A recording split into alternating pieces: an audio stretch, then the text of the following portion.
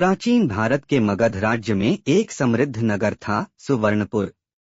यह नगर व्यापार, ज्ञान और संस्कृति के लिए प्रसिद्ध था। इसी नगर में आर्यक नाम का एक युवक रहता था। आर्यक साधारण परिवार से था, लेकिन उसकी सोच असाधारण थी।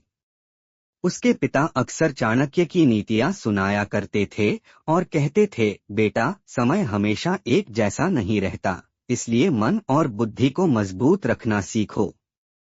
सफलता का शिखर और भूल।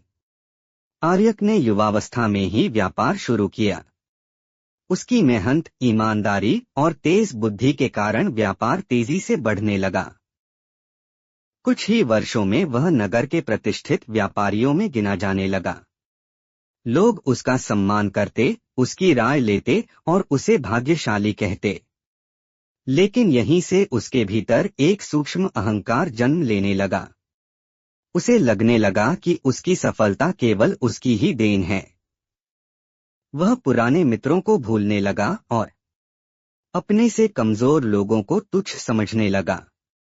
चाणक्य कहते हैं, जिस दिन मनुष्य स्वयं को सबसे बड़ा समझने लगता है, उसी दिन उसका पतन शुरू हो जाता है।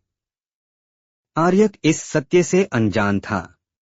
बुरे समय की शुरुआत एक वर्ष अचानक परिस्थितियां बदल गईं।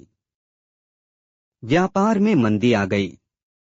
जिस व्यक्ति पर आर्यक ने आंख बंद करके भरोसा किया था, उसने धोखा दे दिया। माल नष्ट हो गया, धन फंस गया और कर्ज बढ़ने लगा। कुछ ही महीनों में उसका वैभव मिट्टी में मिल गया। जो लोग कल तक उसके आगे पीछे घूमते थे, आज रास्ता बदलने लगे। घर में माँ की दवाइयों के पैसे नहीं थे। रातों को नींद नहीं आती थी। आर्यक बार बार खुद से पूछता, क्या यही मेरा अंत है? पहली सीख, बुरे समय में धैर्य ही सबसे बड़ा सहारा है। एक दिन निराश होकर वह नगर के बाहर एक पुराने आश्रम में पहुंचा। वहां एक वृद्ध विद्वान बैठे थे। आर्यक ने अपना पूरा दुख उनके सामने रख दिया। विद्वान ने शांत स्वर में कहा, चाणक्य कहते हैं, आपत्ति में धैर्य खोने वाला व्यक्ति स्वयं अपना शत्रु बन जाता है। तू परिस्थिति से नहीं, अपने डर से हार रहा है। ये शब्द आर्यक के हृदय में उतर गए। उसने पहली बार समझा कि बुरा समय उसे तोड़ने नहीं, परखने आया है। दूसरी सीख, गलत सलाह से बचना। बुरे समय में कई लोग आर्यक के पास आए। कोई बोला, थोड़ा गलत रास्ता अपना लो, सब ठीक हो जाएगा। कोई बोला, ईमानदारी छोड़ो, यही समय है फायदा उठाने का। लेकिन आर्यक को चाणक्य का यह सूत्र याद आया, आपत्ति में दी गई गलत सलाह विष के समान होती है। उसने ठान लिया कि चाहे कितना भी कठिन समय आए, वह अपने सिद्धांतों से समझौता नहीं करेगा। तीसरी सीख, आत्मसम्मान सबसे बड़ा धन। एक साहूकार ने उसे शर्त रखी, मेरे लिए काम करो, लेकिन मेरी हर बात माननी होगी। आर्यक समझ गया कि इस सौदे में उसका आत्मसम्मान कुचला जाएगा। उसने साहस करके मना कर दिया। उसे याद आया, धन के लिए आत्मसम्मान बेचने वाला व्यक्ति जीवन में कभी सुखी नहीं होता। उस दिन उसके पास धन नहीं था, लेकिन स्वाभिमान सुरक्षित था। चौथी सीख, ज्ञान और मेहनत कभी व्यर्थ नहीं जाती। आर्यक ने नए सिरे से शुरुआत करने का निर्णय लिया।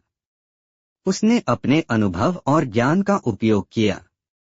छोटे व्यापारियों को सही सलाह देने लगा। ईमानदारी से मार्गदर्शन करने लगा। धीरे धीरे लोग फिर उस पर भरोसा करने लगे। आय कम थी, लेकिन मन शांत था। चाणक्य कहते हैं, ज्ञान वह धन है जिसे कोई चुरा नहीं सकता।